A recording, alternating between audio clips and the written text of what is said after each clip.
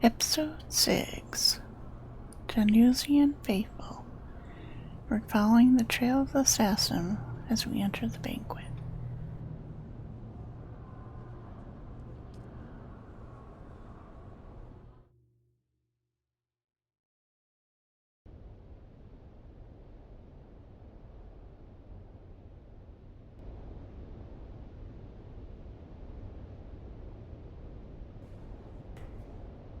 That's not your door to open, stranger. Push it, and you'll find I'm harder to move than most.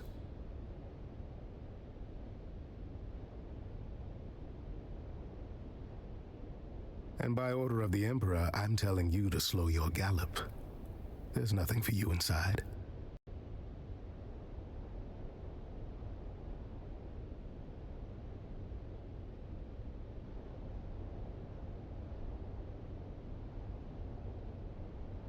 Who are you, stranger?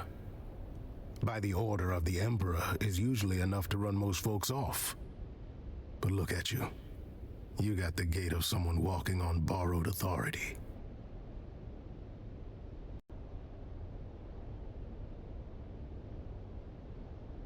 Fast or slow, I don't think you're gonna get much chatter out of them inside. They're all dead.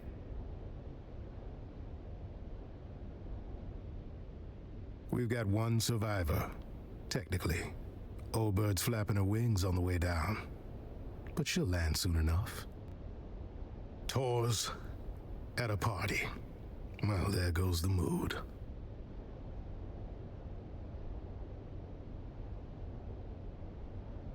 All right then, since you're so worked up over it, I could use help matching faces to masks and seats. And if you already know some of these silk-wrapped corpses, all the better.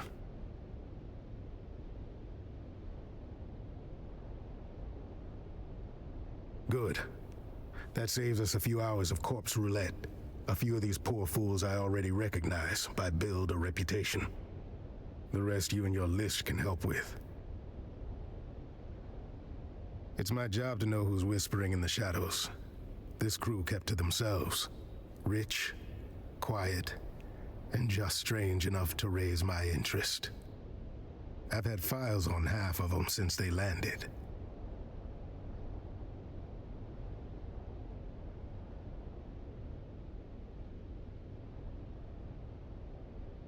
I mean, they didn't dine with the Atreides, didn't show up in the salons, and never hosted anyone outside their circle.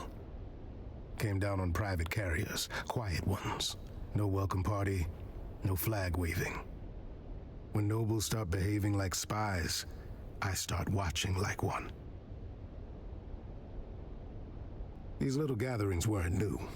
Masquerades are not. Same crowd, same vices. Wine, secrets, and shouting matches dressed up as witty banter. Masks just gave them an excuse to say the quiet parts out loud.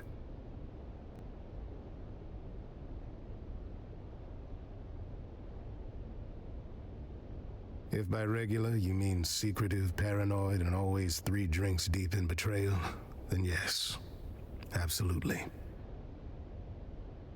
Something they were hiding in the deep desert. Could have been a spiritual retreat, could have been a treasure hunt. All I know is they were tight-lipped going out, and even tighter coming back. Anyhow, enough jawing. Let me get a look at that guest list. I'll match it with my data and cut through some guesswork. Appreciate it. Now I'll play scribe. You go play confessor. The old bird is waiting. Call her Countess if you like. I call her the last shriveled thorn on a dead branch. Sharp tongue, sharper memory. Don't be fooled by the frailty. She can still draw blood with a whisper. The butler saw things. Doesn't rattle easy. You do well to speak with him before the details slip through the cracks.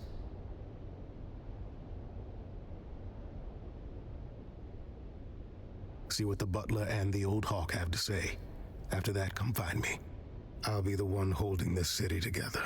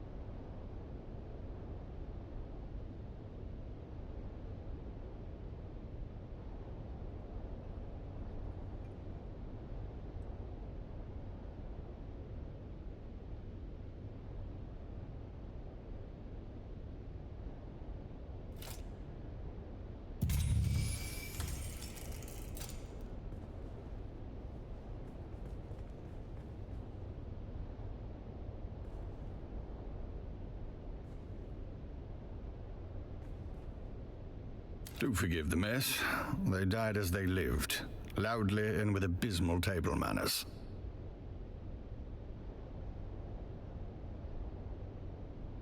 Butler to the late lordlings of this doomed affair. My talents include wine pairing, corpse counting, and feigning deference. It began as a toast, ended as a cautionary tale. You may pick whichever part offends you the least. It's simple. Wine was poured, conversation flowed. Then, so did the convulsions. You will forgive my impertinence for pointing out there is a noble here who still draws breath, and her breaths are more important than my breaths. It would behoove you to speak with her while you can. I shall remain here, utterly loyal and inconsequential.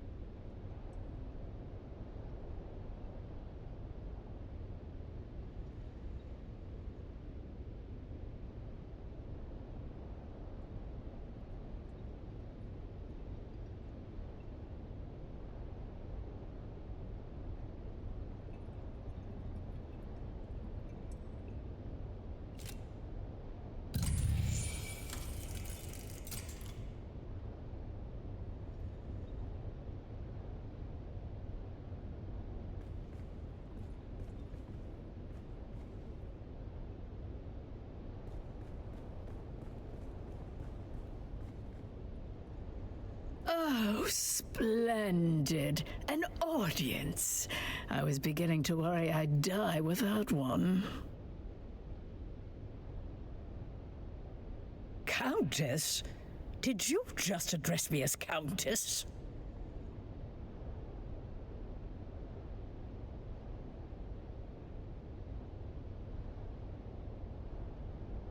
Did he now? How sweet. That sun-scalded half-breed always did mean well, even if he has the conversational grace of a bricked-up cellar. Do I look like some lace-draped provincial with a grain tithe and a hobby kennel? I'm a marchioness, you ignorant little envelope.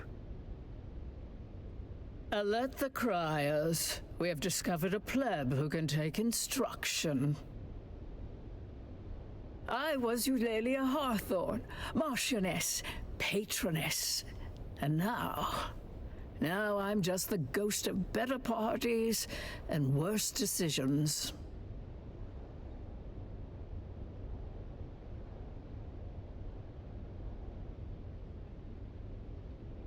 Tours? No, thank the stars. Another bureaucrat sniffing around. Precisely the kind of dull company I avoid. No, but whoever it was deserves a medal for culling the herd of those pretentious fools. No one worth the effort. Just a pack of maulers fighting over my ruin. They'll whisper sweet poison behind my back, like always. At least death saves me from their petty scheming. Hands off, you clod! You'll tear my face away. No. I'm still wearing it because it goes with my dress. Of course it's stuck. There are tiny barbed claws secreted within the mask. I saw Una Byrne try to remove it, and half her face came away before she fainted. Idiot. The wine merely opened the door, but it was the masks that let death inside. Poison in the wine, poison in the mask. One to loosen the soul, one to pierce it. A double dose for double crossers. Leave the mask alone. Because betrayal is their native tongue, dear. I watched them turn coats faster than courtiers shed morals. First for survival, then for sport. Let's just say, when money and memory are tied to the same grave, the living tend to grow fangs. By all means, prolong my suffering with your endless prattle. What happened? Fashion suicide, mainly. Graf Vero died smiling, the fool. Spilled his wine and his wit in equal measure. I do admire a man who keeps his mask on while choking. With one of those ghastly little speeches nobles make when they think they're clever. Then came the toast. Then came the horror. I wasn't really listening. Phaedra has a habit of mistaking volume for substance. And I've spent decades letting that woman drone on about guilt and ghosts. I didn't think this time would be different. This I remember with perfect clarity. She said it with that awful snark of hers, like she's been waiting years to raise the glass. She said, "To ghosts and ash, to the flames we escaped when we should have burned. Every breath since has been stolen, and tonight the debt is due." Hard to forget a toast that theatrical, and not just because it was the last thing I ever drank. Our dear hostess Phaedra, and I do mean dear, given what it cost her.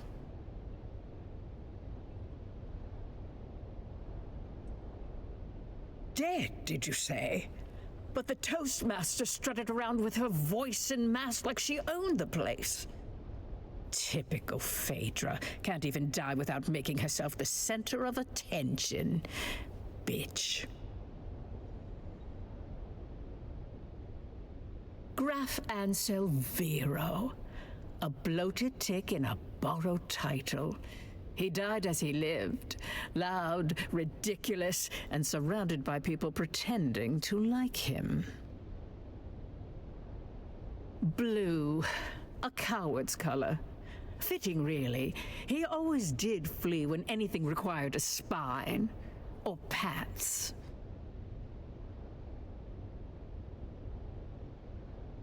A thing? Darling, the Graf was barely a man, let alone a thing. He once tried to kiss my hand and missed. I took it as a sign. Turns out my precious toxin modulator works. Slows the venom, preserves the drama. I'll die last, bloated with envy and resentment. Just how they'd want me. Oh, do not ruin this for me. I want to die with some shred of mystery, not flanked by bumbling concern. One last kindness, dear. My Mola. Kill them all. They'll spend my death pawing through jewelry and gossiping in the kitchen if you don't. It's a tradition, you know. The servants die with the mistress. Mostly forgotten now, like manners and decency. But I rather like it. Please, kill the little wretches. Choke the life out of them before they sell my underthings for drink.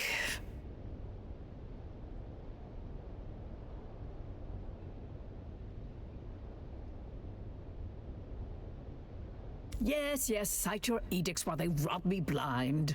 Perhaps you'll get a commendation for your inaction.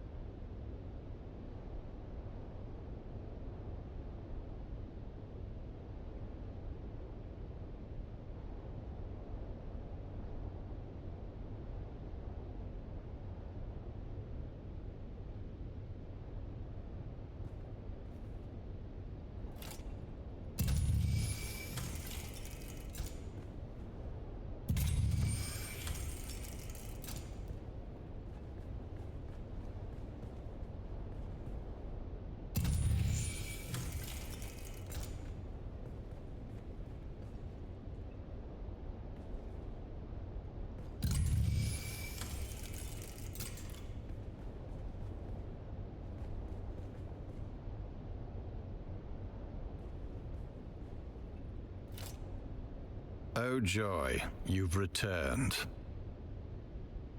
Ah, just when the silence was beginning to heal.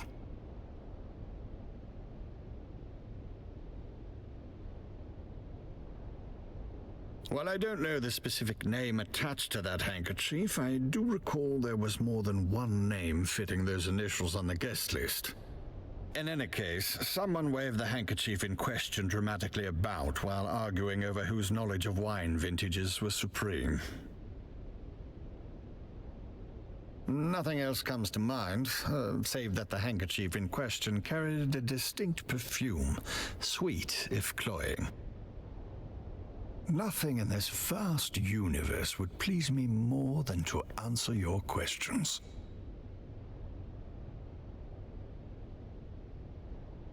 While I was in the room diligently pouring wine just prior, I'm afraid I was away during the actual toast. I was checking on the status of the soon-to-be-served meal.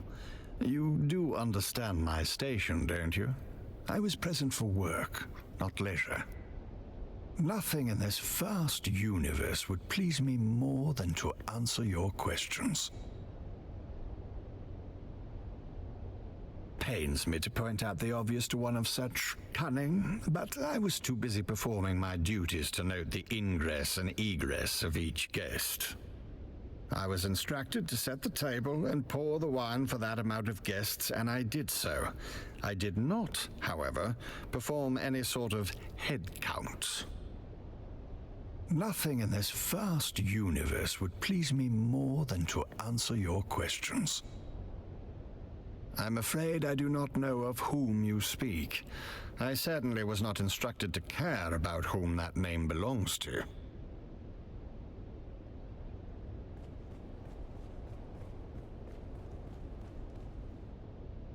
Let's have it. Spit it out.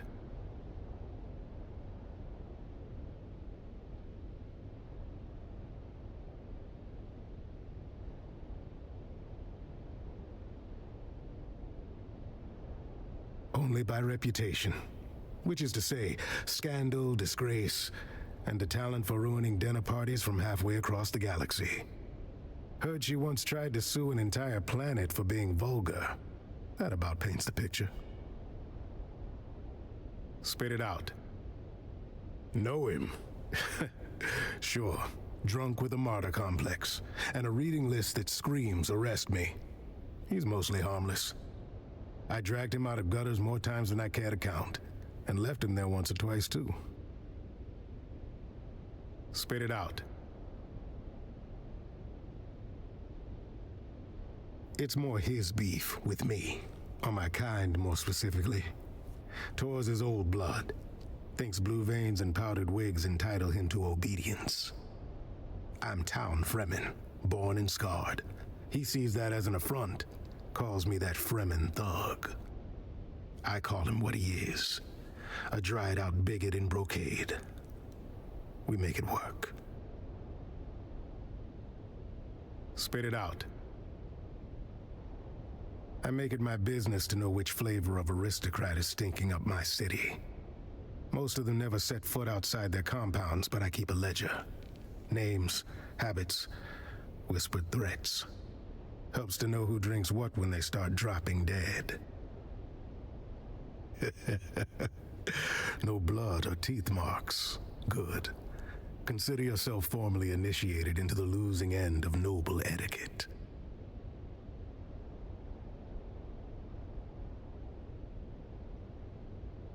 She talked to you, didn't she? That's more than most get. See, that's where you got it twisted.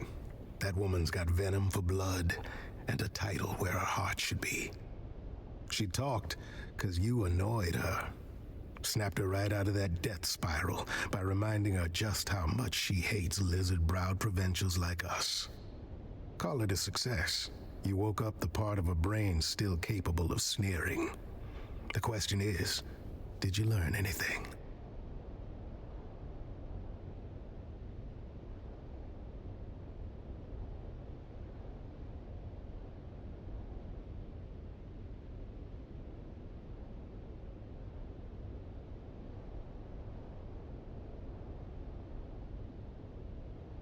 Nasty little surprise, isn't it?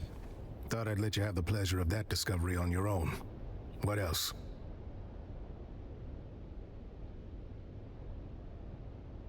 Well, that's a wrinkle. Did the old bird say what color mask he was wearing? Back where I'm from, yellow marks a coward. But nobility tends to mistake fear for wisdom and wear it like gold. So find the wine stain next to a blue mask and you found our graph. We can work backwards from there.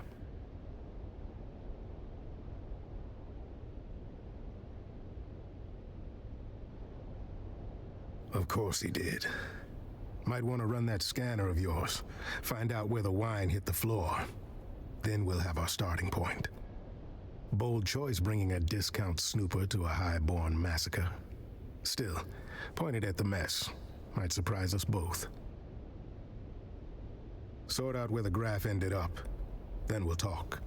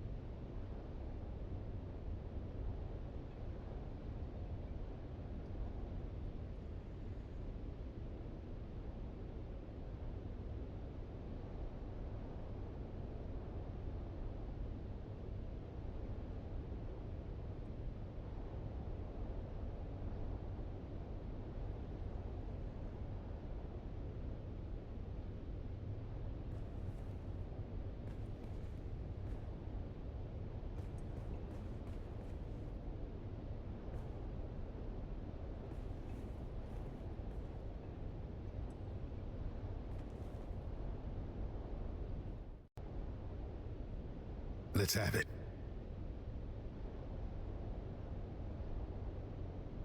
Let's hear it.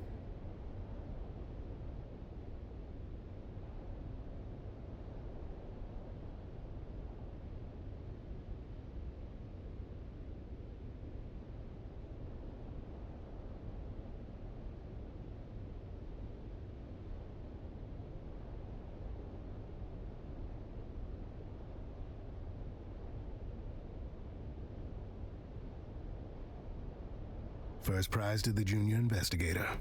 That fits the evidence. A can of pressed slig. It's good on toast. 5 cans of pressed slig. The man chose his agent well. Always does, though. Got an eye for talent, that one. Well, meanwhile, I came up with 2 names of my own. 8 masked assholes dead on the floor. Drank their guilt, now they'll sin no more.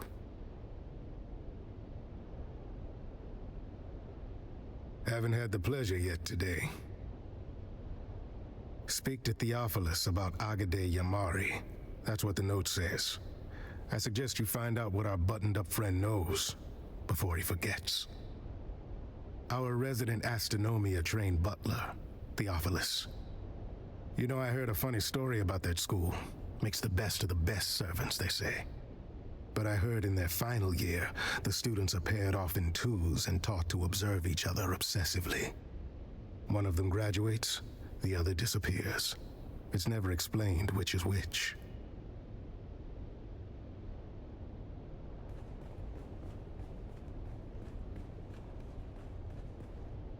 Oh joy, you've returned.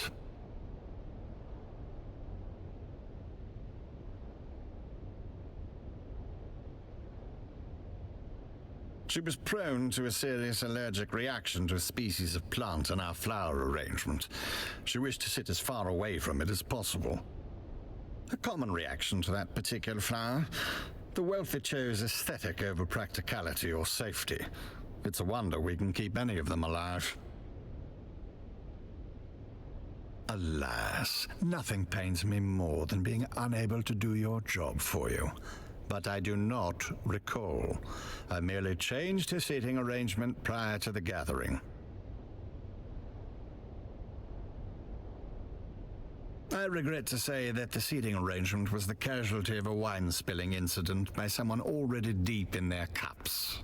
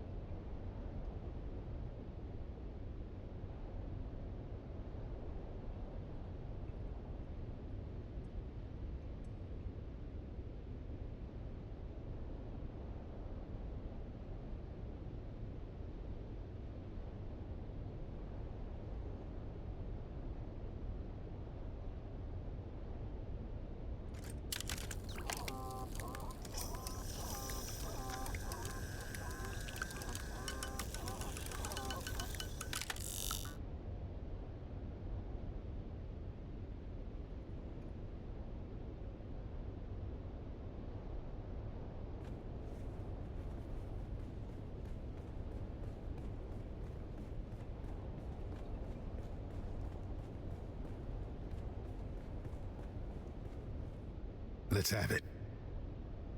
Then let's have it.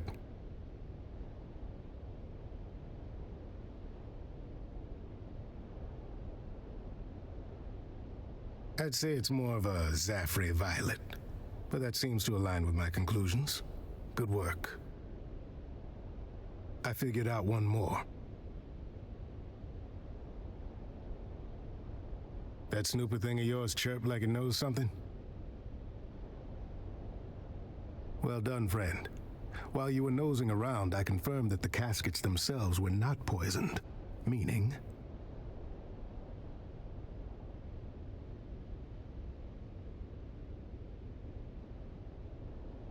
That's exactly correct.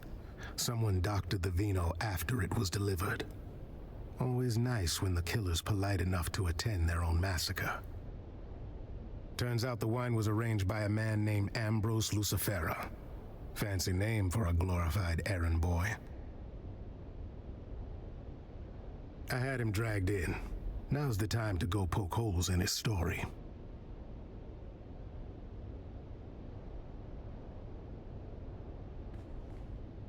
Please do me the courtesy of telling me why I am being detained.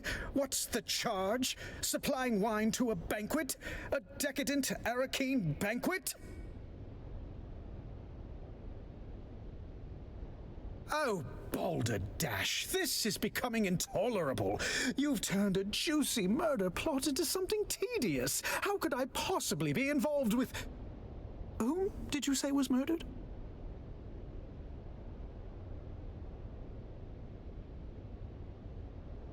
Well, now, see here. I merely arranged for the wine to be delivered. Everyone knows I have a knack for finding the best. These sealed bottles were poisoned. Oh, well, there you have it.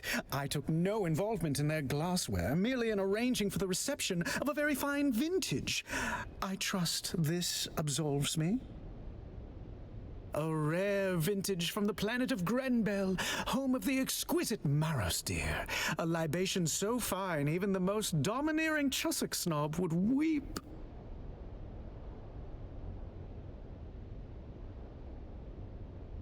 Why, yes, any of the staff of the Seleucid Bull, as well as a few of the regulars, can attest to my presence.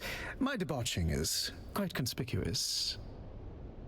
Perhaps it's my diseased imagination, but weren't you the would-be poisoning assassin in that scenario? Still, you did find your conscience, for which I am quite grateful, and is the reason I am not more cross with you right now. Oh, goody, goody. With that unpleasantness out of the way, is there anything I can do to aid you in your remedial sleuthery? He's what some call a town fremen. Impeccable service, a full purple-gloved member of the Imperial Footmen's Guild.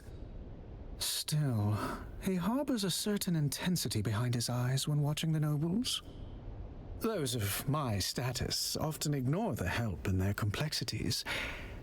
I do not make this mistake.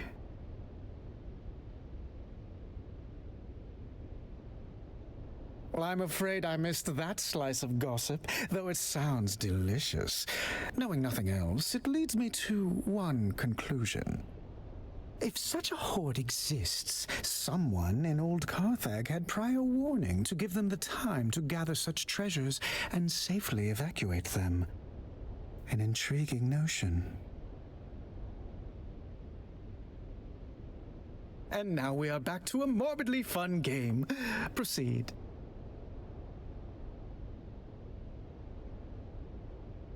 Could you be more specific on the colors of the pattern? Oh, they didn't kill poor Bartleby, did they? Let's just say that he wasn't burdened with the complications of a sharp mind. His bloodline is a bit too pure, if you catch my meaning.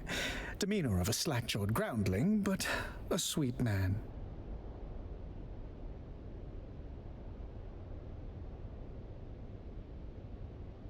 Before you go, I did pass on a note to one of the guests. You'd have to ask Theopolis about the recipient. Rowella Ramsby. She inquired about a particular vintage of wine, feigning expertise, but that woman wouldn't know Amontillado from sherry.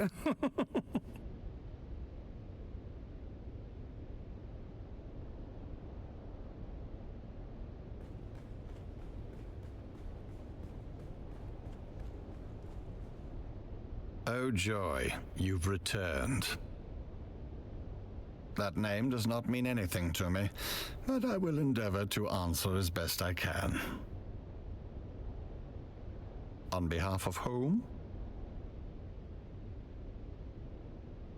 Ah, yes, the drunken peacock. The man dresses like a walking dessert tray and talks like he's auditioning for a play no one asked for. What would you call him?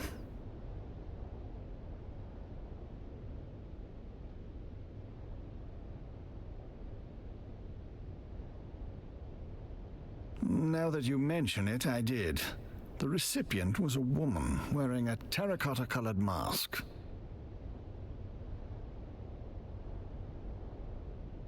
Correct. Afraid so.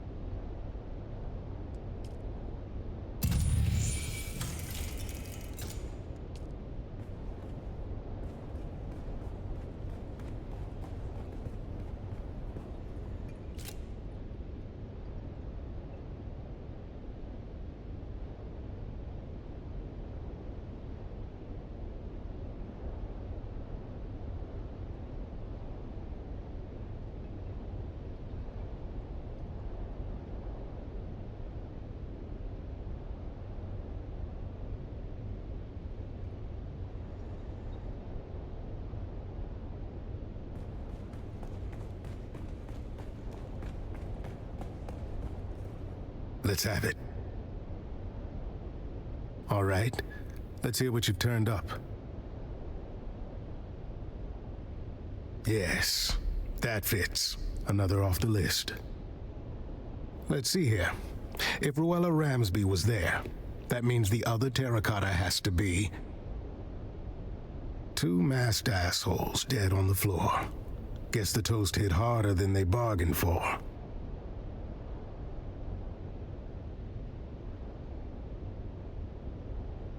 Calm yourself. We'll get there soon enough. Gotta build suspense. One of the remaining two guests is Lady Bianca Baghetti. A puffed-up hanger-on from a disgraced minor house.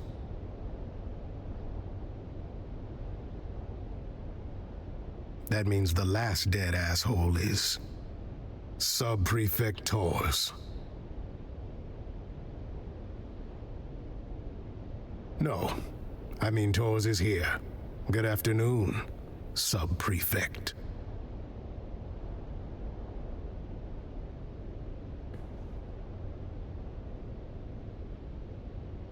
There you are. Report.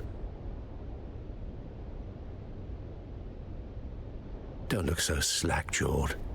Who else were you expecting?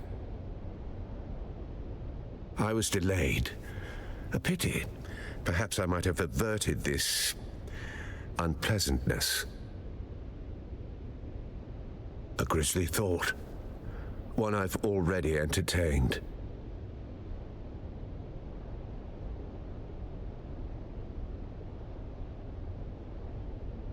They are no more my people than you are.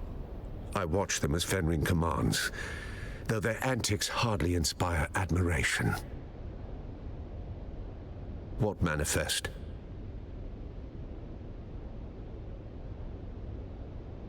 Carthag. There it is. Motive.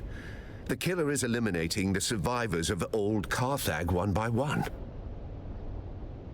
Revenge. Concealment. Or the quiet removal of a dangerous truth that could unpick alliances from here to Kaitane.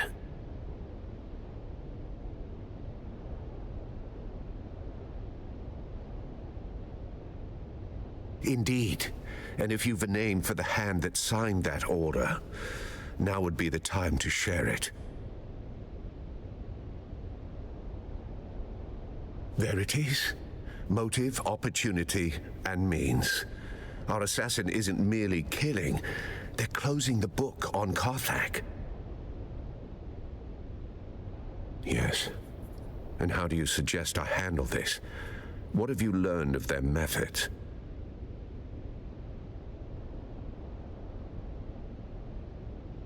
Then having failed here, where is our ghost's next haunt? Then I must go. To catch a killer. Don't be a fool. One sight of you and our ghost, as you call it, will vanish. Better you leave them to me.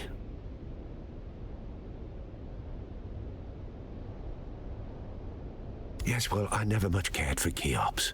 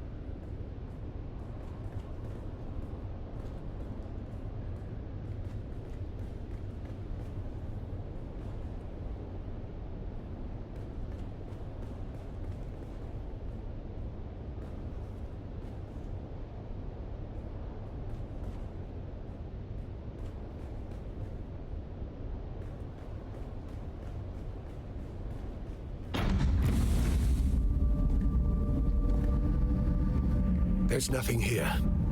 The killer saw us coming. Now the trail is cold and we're going to have to report our failure to Count Fenring.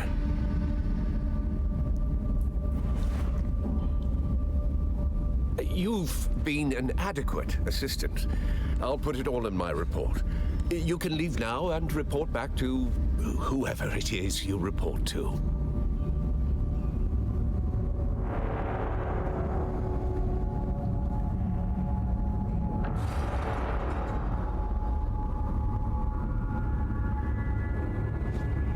Stop!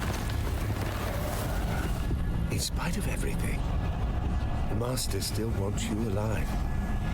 To fulfill your mission, find the Fremen, wake the sleeper. I still recognize you, even with this face, even with this flesh. You move like you always did. Smile like you always did.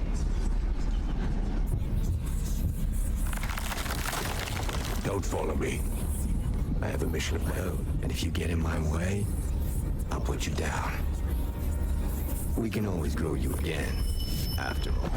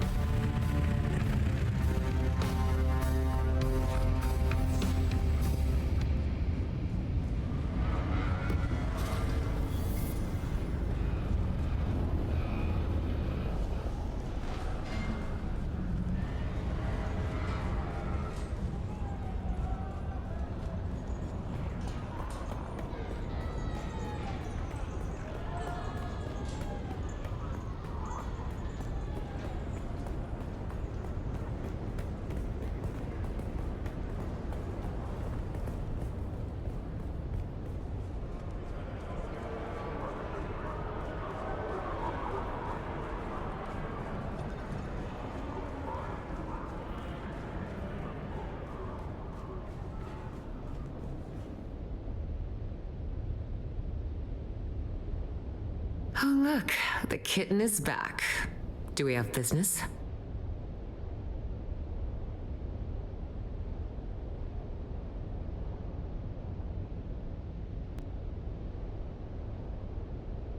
No. Without other orders, you report to me. Tell me what happened in Arakeen. A face dancer?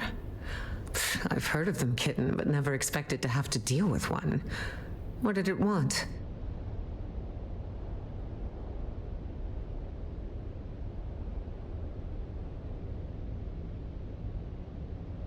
Revenge? For what?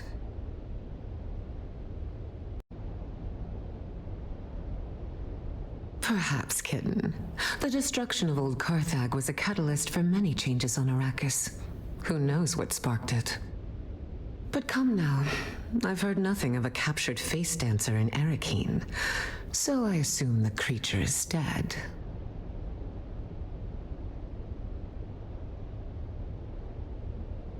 I see. So one of the Count's best men is dead, and the killer has escaped. I like you, kitten, but this is a failure. The Count will not be pleased. I will pull my network and try to find out where this creature went. I will confer with our employer and contact you when I have more information. Finally. I've been trying to find a moment to contact you, but Mother is relentless. Luckily, she's distracted by a social event, so I can get out of the palace for a few hours. Can you meet me at the Seleucid Bowl in Arakeen? Same table as last time.